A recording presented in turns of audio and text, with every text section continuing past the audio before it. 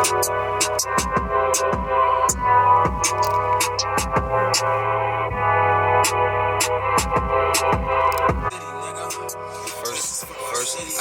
ever linking up with Cardi was at the strip club. G that Black Rock and P Diddy. Let's get it. That song came out. I was around Puffy a lot. I used to make it my business to get around that nigga. I want anything in Queens for the most part. I think I did. I mean, I just know it's dangerous. Matter of fact, I got stabbed in Queens. I'm bugging the fuck out. Like that nigga Hove let that nigga off the leash is lit. Beans is gonna tear you out the frame. So Philly is like, yo, them niggas been vultures. Like that shit's like from the beginning of the rap time, nigga.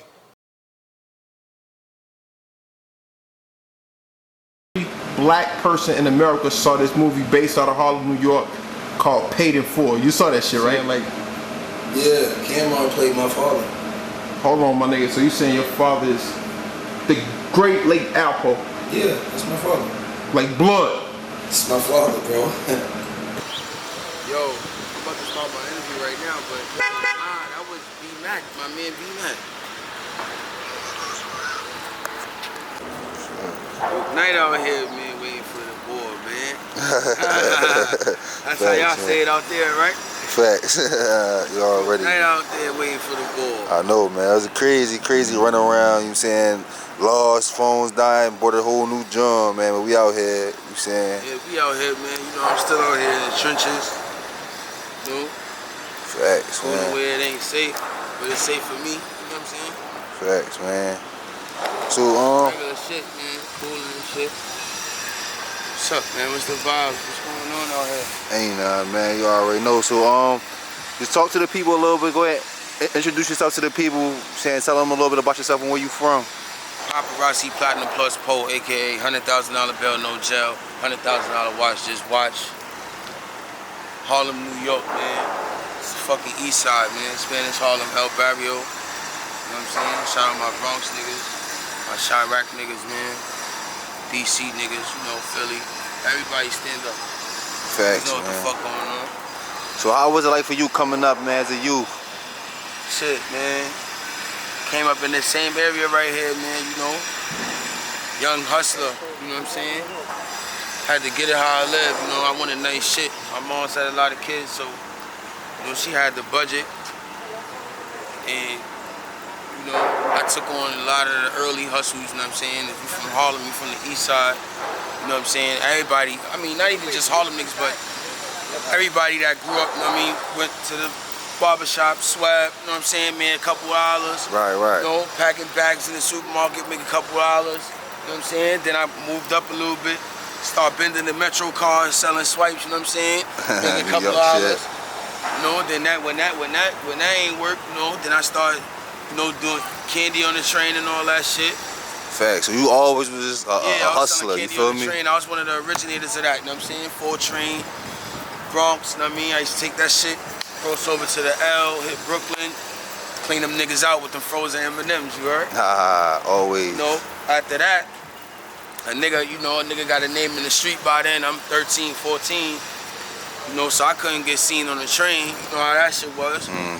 So, you know, that's when I started dipping and dabbling, I mean, selling drugs and shit, you know what I'm saying? Facts. Start experimenting, you know, little jokes here, you know what I'm saying? Facts. A little bit of this, a little bit of that, you know, just testing the waters with everything on a small scale, just to see, you know, what I know how to do best. Fact. So taking them back a little bit, I know I had watched one of your interviews and you was saying that like your mom was actually in the gang. So coming up, you seen a lot of things, you know, that maybe some of the average young boys or somebody that ain't from, you know, Harlem or the hood really able to see. So how was like that? Shit, you know, my mom's, you know, at a certain point in her life, her baby father got locked up and shit, so she had to fend for us on her own. You know how it is, you know what I'm saying? Single parent mother, you know, got a lot of sons. You know, I got little brothers and shit, they twins, so it was about 4 of us around that time. You know, my little sister wasn't there yet. She came like 96. But yeah, you know, my mom's is out here on the streets getting money, you know. I don't know if she needed protection. I could probably ask her, you know, maybe one day I'll let my mother do an interview. I don't know. But I really don't want her to though. But yeah, you know, I don't know if it was protection, if it was acceptance, or you know what led her to the gangbanging shit. But she was like one of the first, you know what I'm saying? Right. She was like one of the first females I ever seen run niggas, you know? Like she was like the only female in like a crew of niggas fighting against every project in the Bronx, you know what I'm saying? Partying, clubbing, you know? Right. She was gangbanging, so, you know, so I seen a lot of shit as a kid. You know, I was young. I got exposed to the gangbanging shit when I was young. You know, that shit was cool to me. You know, I was a Pac fan. Pac passed away. Right. You know, I wanted to keep his legacy going, so I was just wearing different color bandanas. I wasn't in the gang yet. I was like 96, you know. Probably had like a little kitty gangs and shit, you know what I'm saying? My own little bullshit clique. But, you know, I ain't really like start gangbanging till like shit, like 7th grade maybe. Right. Yeah, like officially gangbanging, like not faking like I'm gangbanging. Right, like you know actually mean active. Or just doing shit to be down. You know, I kind of developed my own brain in like 7th grade. Right. You know, I picked what set I wanted to be. I ain't want to be what my mom's was. You know, I try to go a different route so I can make my own name, but we gotta still respect ended up repping the same shit. You know what I'm saying? Eventually. Wait, so you originally started off with repping the blue? Nah, I was blood. Alright. Yeah, I used to be blood. You know what I'm saying? Fact. So like as far as like, do you think that like you had like a chance? You feel me? Cause like I like to really like talk as far as on the how our environment and shit like that affects us as we raise, and how we just coming up and we just adapting for real to whatever's around us. So do you feel like you like had like a fair shot, or do you feel like you kind of was just influenced just by your surroundings? I think I kind of still had a fair shot. I think I kind of chose this life, cause you know, I seen what came with it. You know what I'm saying? Like I seen like the older niggas from my block. Like one of the older niggas I looked up to. You know, rest in peace. He passed away. His name was Bubala. You know what I'm saying? They call him Locks. You know what I'm saying? And from 169 and Web or whatever, and he passed away and shit. He was like a superhero to me. You know, son had the deepest waves. You know, son shit was cut up. You know, he's always just coming home. You know what I'm saying? Nigga skin was clean and shit, you know what I'm saying? Like, nigga was fly as fuck, you know what I'm saying? Nigga was giving niggas hell out here, so, you know, I kind of grew up wanting to be like him and shit. And,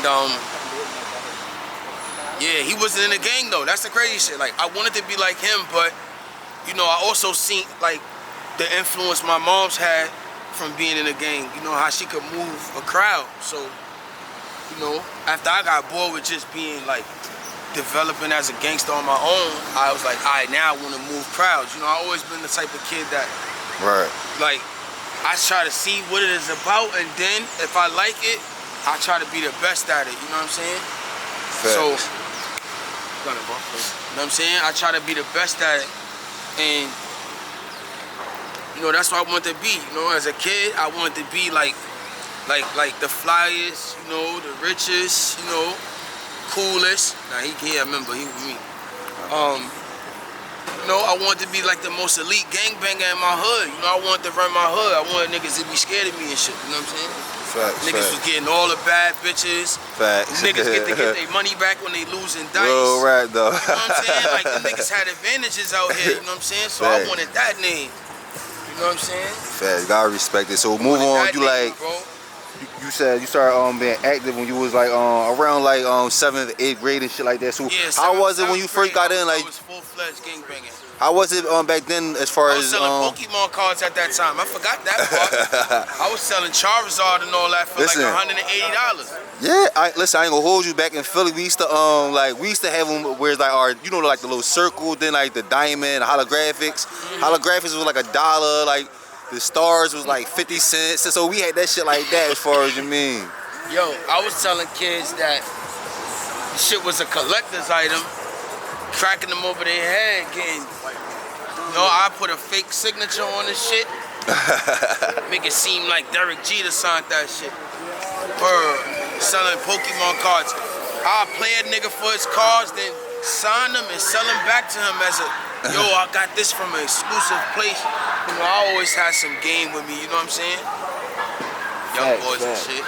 You already. So like you said, I always had some game with me, you know what I'm saying? You know, I always was a salesman. You know what I mean? Fact. So like, how was it for you as far as getting like, did y'all have like jump in, or you kind of knew somebody and they pulled you in as far as when you I had first? to put in massive work because I was sneaking and turning blood because I couldn't let my mom find out I was blood. You know, she was a big homie. She was, right. You know, niggas ain't want to really dog me in. Like, I couldn't really, I had to go to another sect to turn blood because even if I did try to go to a local set, they wasn't even going to dog me in, you know, without permission from her, and I kind of didn't want her to know. You know what I'm saying? Facts. I feel that. So like, when you was younger, could you ever see yourself as far as like doing music and shit like that? Did you ever like? Hell yeah, bro. I ain't gonna lie to you. My mom's, I had the kind of mother like you know how Michael Jackson Pops was? Yeah. How he was on some real strict, trying to make everybody do some type of entertainment. That's how my mom's was. Like, she, like, yo, nigga, it's a dance contest. Yo, join that shit. Yo, it's a rap contest. Yo, join that shit. Right, she was like, pushing you. Yeah, she used to be like taking pride and joy in that shit. Like, yo, like, my son gonna be something one day. You know what I'm saying? She used to always, like, if they had talent shows in the centers or, you know, block parties and any place that I could showcase my talent that I'm doing in the crib, my mom threw me on that stage. Like, that's where I get this shit from. Like, from back in elementary school, nigga, she made me sing the national anthem. Big time. Just so, you know what I'm saying, I could stand out, like, as her kid. Like, it's my son, you know what I'm saying? All right. That's how my mom's was, bro. Facts. So who was some of the, besides Pac, who was some of the artists that you looked up to when you was a youngin'? C Murder, Juvenile.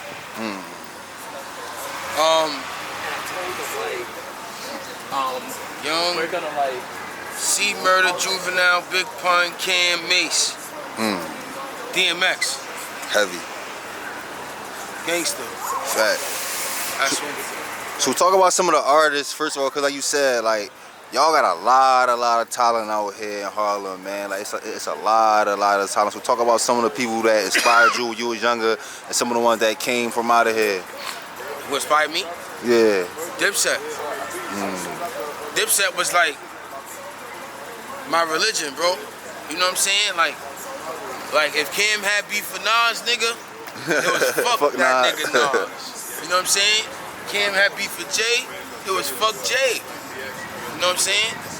Big had beef with Pop, it was fuck Big. Like, that's just how I was, you know what I'm saying? Like, I was like a real. Damn, I was about to say, listen, I was about to say, like, yeah, you, like how was it, like, 'cause you know, during the times the East and West shit and all that with the media, and you a Pac fan, so yeah, how bro, was I was it? driving around on a bike with back brakes, with different color bandanas every day, just driving through hoods. Like, when this shit was crazy, like when the Bloods first hit New York, the Kings was going crazy. You know what I'm saying? You had the Southside Crips and the little pockets here and there. You know what I'm saying? Like, when gangbanging was serious, when you couldn't wear a certain color.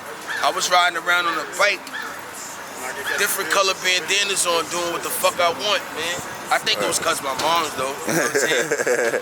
I know they knew I was thorough, but I think it was cause my mom's and shit. You know, I ain't really put no work in back then. Fact. You know? So talk about as far as like how the Bloods and everything first start coming out in New York, cause like everybody know, you know, as far as the gangbang culture, the Bloods and the Crips originated from Cali, but through, you know, relationships and over time, it's like heavily influenced in New York. You feel me? So talk about that a little bit.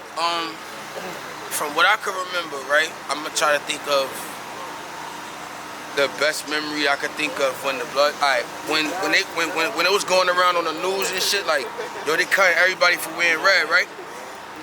Some crazy shit happened to me. I'm in elementary school. I think I was probably in like 4th. This could have been like 96, 97. 4th, maybe like 4th grade. No, 5th. You know how you come back from the yard after lunch and you got downtime, you gotta lay your head down and shit? So my teacher, Miss Macmillan, she used to always leave and, you know, go chat on the phone or, you know, go do whatever she do while we on downtime. And, you know, our class, you know, for the most part behaved themselves. and didn't get caught by her doing nothing sleazy. So she kind of trusted us. So long story shorter, I got up and I went and looked out the window. Yo, and I seen my whole school parking lot filled with bloods. like no lie, bro, no exaggeration, it probably was like 30 of them, right?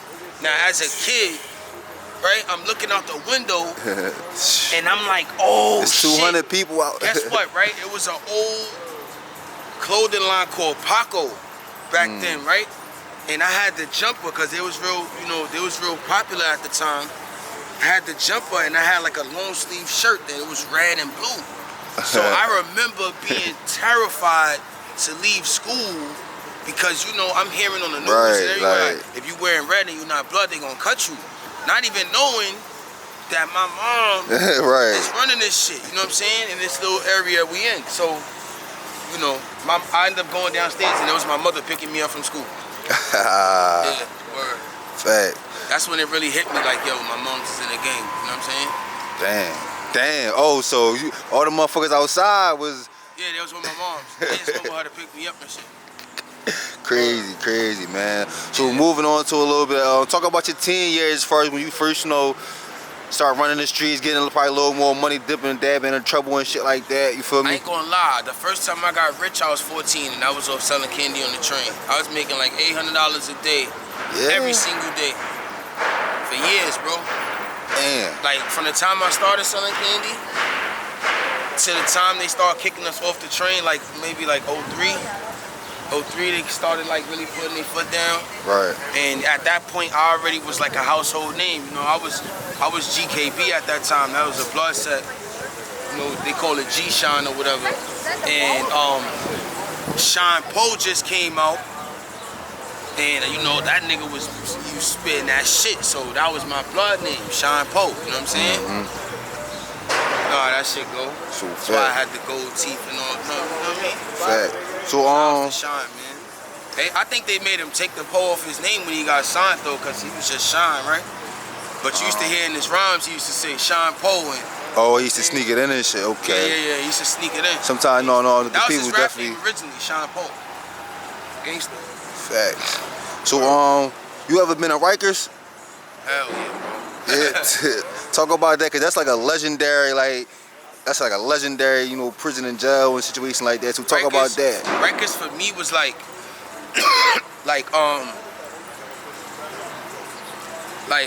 that was like where everything happened. Like that was like when I became like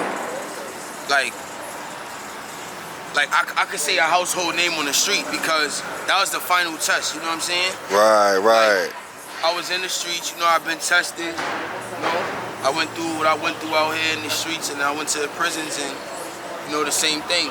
So I think that particular time though, me being in the adolescence in C-74 when it was like, you know, everybody say it was real on their time, but my time was like heavily controlled by the officers. So it was like being in jail. You know what I'm saying? Like it was almost like I don't want to say slavery because they wasn't making us doing anything that, you know what I'm saying, like was degrading for the most part besides making us fight each other.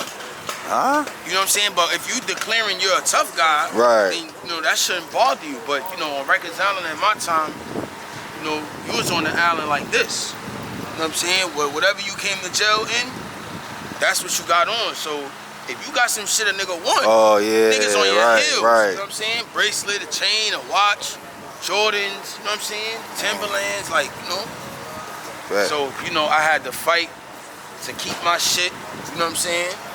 Went to a Brooklyn house one time, boy, woo. Oh man. They was not trying to let me live there, bro. I swear to God, bro. But you know, I let my nuts hang, shook with a couple of niggas, got my situation situated. Fact. So how is it, my part to cut you off and shit, how is it out here as far as, you know, like, cause probably from an outsider, we don't really look at like, we kind of look at New York, well, my perspective, I look at New York like everything around the corner as far as like, you know, Brooklyn right here, Queens right here. We don't look at it like the different parts and different swags and different cultures and shit. Yo, I ain't gonna lie, it's different cultures on every block in New York. Like, think about it, bro. Like, would you ever thought that there'll be a nigga in a gang who look like 6ix9ine? Yeah, Like, you ever would have thought that? That's and crazy. Look what borough that came from. One of the grittiest. You know what I'm saying? So it's different cultures and habitats within the habitat. You know what I'm saying? Like it's niggas that really think it's cool to look like him. And still be in a gang. Like, me personally, if I was gonna change my hair color and get all kind of crazy freaky piercings and, you know, like wear women's clothes and shit like that, I don't think that I would want to be a gangster doing that. I don't think that's the attire of a gangster, but yo. So how did y'all feel when 6ix9ine, well, how did you feel when you first, like, the first time you seen 6ix9ine and you heard, like, yada yada where you from and really rapping and shit like that? How did you feel? I felt kind of insulted because I was self-proclaiming like the roughest, toughest, realest nigga in New York. You know what I'm saying? On the come up at the time, and you know, like, I felt like Boy was getting like a better response when he was doing it and saying it, you know what I'm saying? So at first I was a little aggravated, but then at the same time I had to think like, yo, it is what it is, you know what I'm saying? Like, I respected it, you know what I mean? Like, it is what it is. Like, I was a nigga, look, right? When I was on Rikers Island in C-74, right? I used to wear like 7 jeans and Maurice Malone, damn. You know, like slim jeans. And niggas used to be like, yo, damn, like, fuck your clothes so tight. And niggas used to test me off the strength of that. Like, I done had officers come in the house and be like, yo, who run this house? And I woke up to them and I got on fucking purple patent leather Pradas and 7 jeans with purple rhinestone A's and purple Lacoste shirt. They looking at you crazy. Looking at me like I'm fruity. And then they put me to fight a nigga and I knock him out in 15 seconds. You know what I'm saying? So it was hard for me, like you know. That's why my name is so solidified, because I was always doubted from the beginning, just because of people, you know what I'm saying, just not understanding me. You know what I mean? Facts though. So like, as far as your scar, did you get that up Rikers, or how you end up getting the scar? No. Shit. A nigga couldn't touch me on Rikers, you heard? I got this behind the wall in the Max prison. Like 2009, no, 2010. I was in Elmira Correctional Facility, you know what I'm saying? Niggas was at war, my nigga, you know? Come with the territory, bro. Facts, bro. Gangster. Oh man, battle scars, that's all, man. Real shit. I got a lot of them, cause I don't run. You understand? My feet is bad, man. I don't got time for that shit. No, real rap, I'm though. gonna wait for you to step on my badass feet, and it's gonna make me mad enough to fuck you up, no matter who you is. You heard? Facts. So let's get as far as the music. When was it when you first started, you know, taking the music serious, and when you first started noticing, like, damn, you know, I got some shit with me? I ain't gonna lie. My first rap ever was hot. Like, the first rap I ever put on the tape recorder, cause you know the old tape recorders we used to have that you press the 2 buttons down? Oh yeah.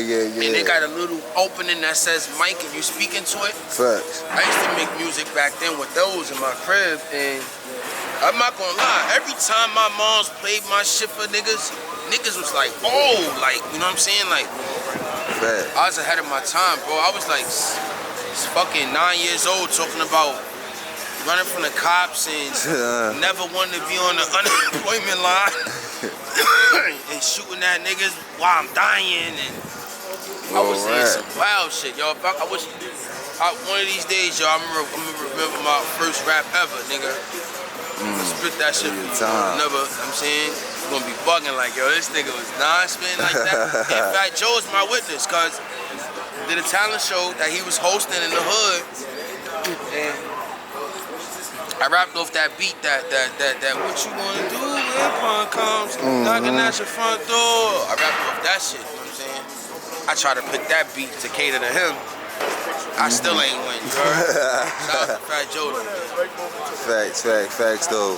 So then, as far as, you know, moving along and moving up in the music and shit like that, what was some of the artists that you work with when you first start, you know, getting popping and shit like that? Well, I don't want to say, because you probably when I was younger or when I got a little older? When you got a little older.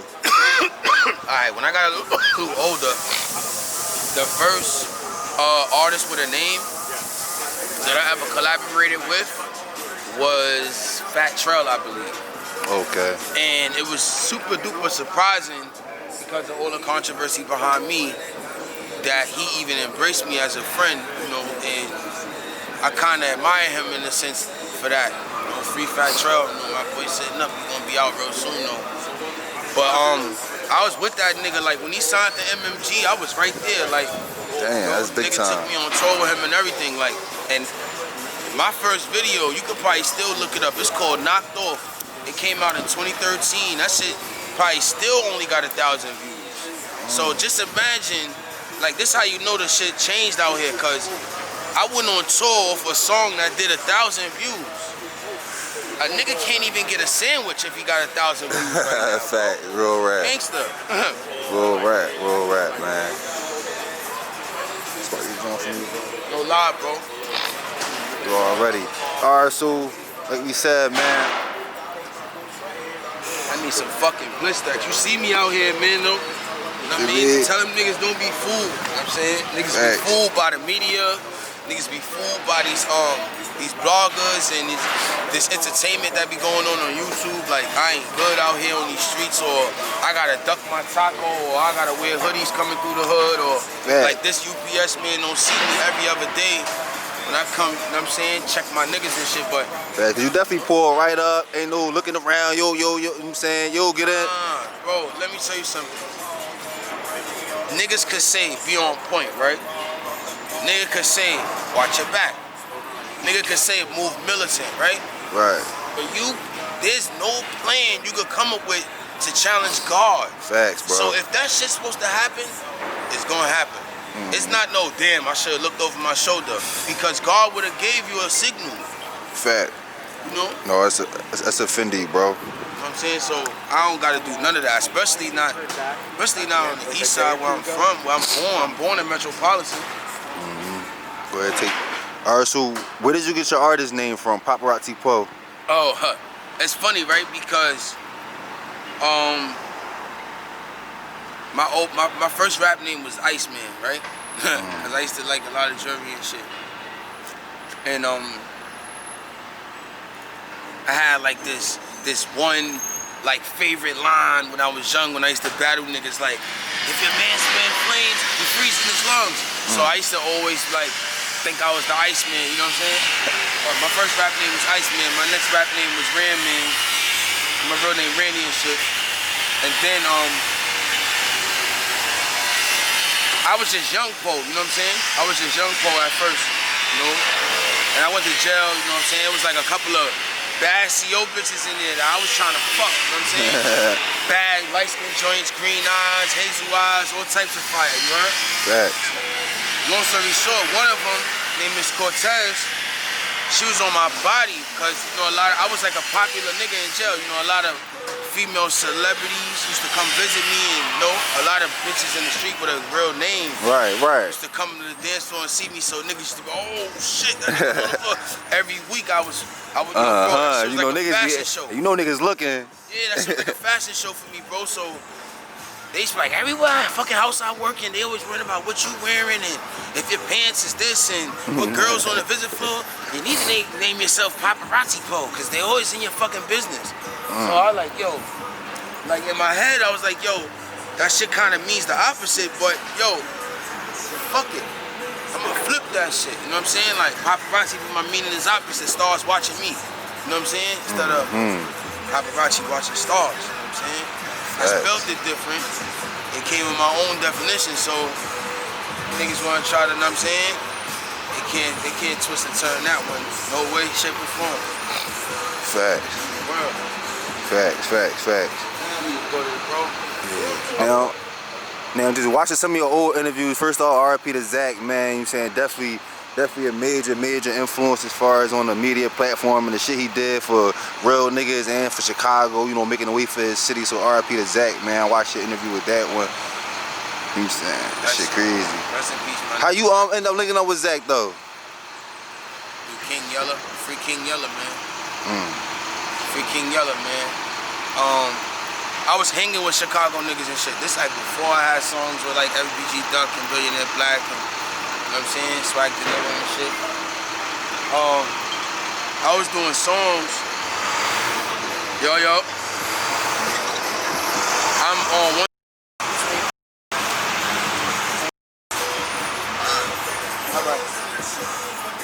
Rich Money, man, HMG, Ultra G, man. So, damn, what the fuck I was saying, bro? As far as King Yellow. Oh, yeah. I was flying back and forth to Chicago back, you know, in 2013, 2014 and shit, you know what I'm saying? Right. Fucking with the guys and shit. And one, Yellow Boy had did an interview. Yellow Boy had just got shot during his Black Lives Matter video shoot and shit. So Zack came to interview him, and I came to the interview with him. You know what I'm saying?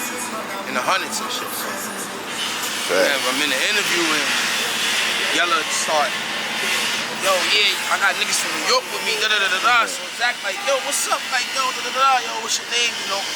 I told him and shit, and when the interview went up, a lot of people in the comments was writing shit about me, like, yo, it's cold, he does this, he does that, like, you know. And Zack reached out to me via Instagram, was like, yo, this Yellow interview going crazy, but like 100 comments about you, like, who the fuck are you? You know what I'm saying? So, that's how that shit happened. You know, I did my first interview with Zack. Then after that, Zack had Chicago, they love Dipset. So, you know, Zack always wanted to do a Hell Rel interview.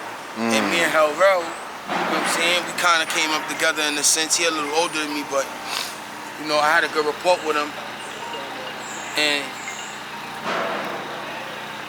Rich right there. Right? I had a good rapport with him, so I told Zack, I'm like, yo, you know, I was trying to finesse. I'm like, yo, Zack, if I get you a Hell Rel interview, my nigga. Right.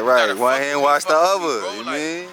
He like, nigga, I already fuck with you, nigga. Without the interview, if son don't want to do it, I'm still gonna fuck with you and shit. So I thought, I'm like, alright, right? So, what's up, Bucky?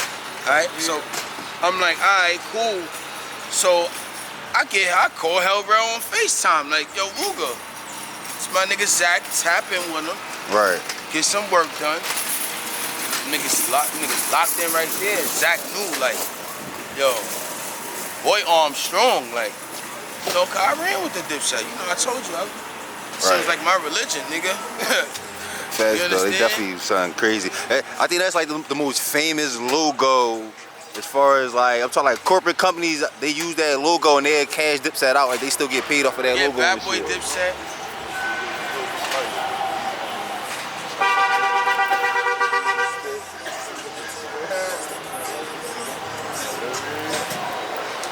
Facts though. Word, so yeah, Death Row, Bad Boy, Dipset, Wu-Tang.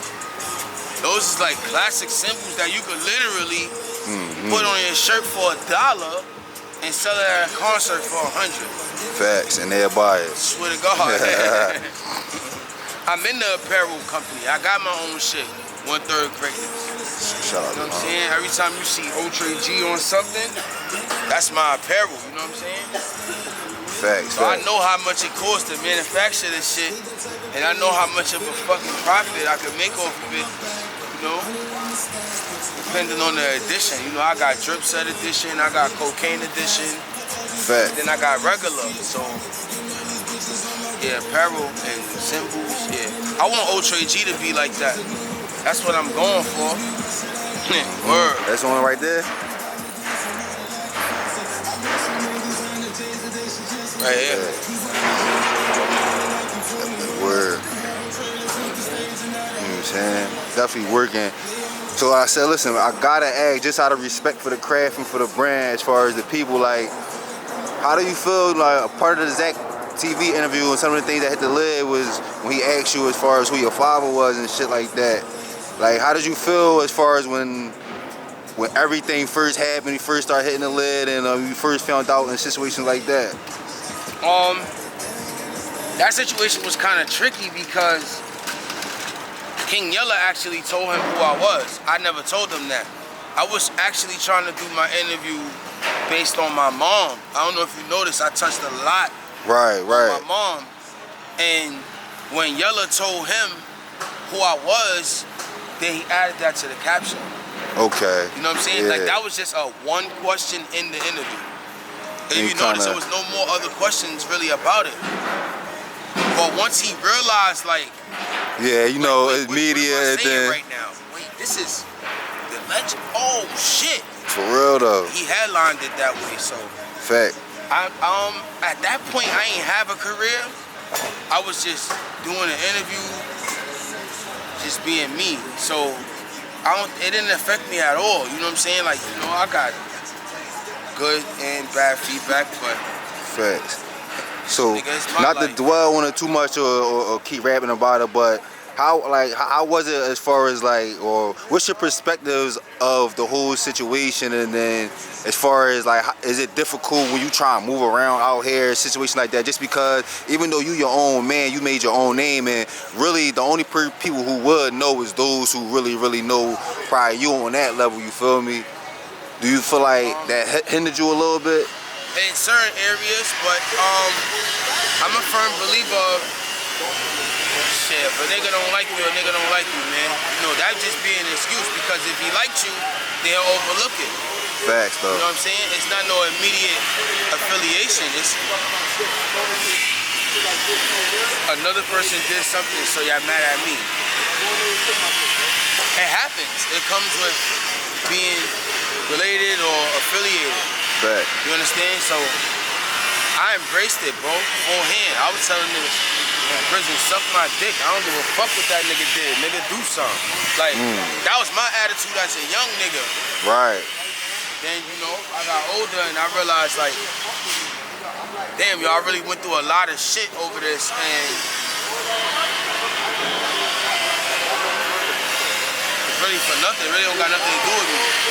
But it was, I kind of felt at a young age that I'll be pussy if a nigga come to me and say some shit and I just let him. Right. If I'd have been like, yeah, well, that don't have nothing to do with me, I feel like that's pussy. Right. And I feel like the real gonna respect it. Like, because listen, most of the time the niggas that be just on nut shit be just niggas that's not even qualified for that, and they just trying to get off real quick. Cause I feel like the real always gonna respect the real when, you know, niggas, man, everybody be on, niggas trying to get money out here in situations like that. So I feel like that's probably the best way to really respond on a tip like that, you feel me? Because real gonna respect it. Yeah, I don't know. I just, you know, I always felt like I had a point to prove. I had a chip on my shoulder, you know. I didn't really have like the type of older brother that I could call for beef. Right, I feel that, bro. Because I was already on another level with it. It was past fist fighting when I was about 13. I feel that. Niggas was already banging at each other. Like, it was already going down. Like a lot of people, right, they say like the Chicago culture influenced the world, right? Yeah, that's... And that influenced us as a whole in a way where we want to be like Chicago people, or we're ignorant on social media because of the Chicago drill movement. And I sit back and I think to myself, so all the shit that I seen in the 90s, right, it's the same shit. It was just less cameras and less people snitching, or I just didn't know about it, right? No, that's a fact. Because I was too young. But, bro, like the shit that I seen growing up, yo, I don't see it no more. It's almost extinct. The behavior is almost extinct. For real. You understand? So, I don't know. You think like the cameras, like you said, do you think like shit? Cause the like now, like back then, like it wasn't so like even like on a hustling tip. To be outside, you really had to be outside, you feel me? It wasn't like no phones, yeah, like and people had to see you, smell you, hear you, right, watch you move. It wasn't no faking it. You couldn't hide behind a computer or a phone or an app. Like, it wasn't none of that. Niggas ain't even really had phones unless you was selling drugs. Exactly. Niggas had their house phone. We was kids. And even then, niggas ain't had cell phones, so it wasn't like I don't know how y'all do it out here, but like in Philly, a motherfucker can really like live off a phone on a trap tip. You feel me? He don't gotta only come out when his phone ring. But it's like back then, you had to be out here on the corners. You had to be out. You feel me? So, how do you feel like, as far as the technology, that it kind of changed it a little bit?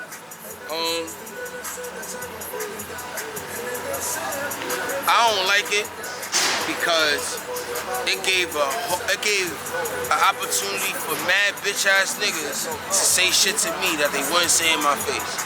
That's the only thing I don't like about it.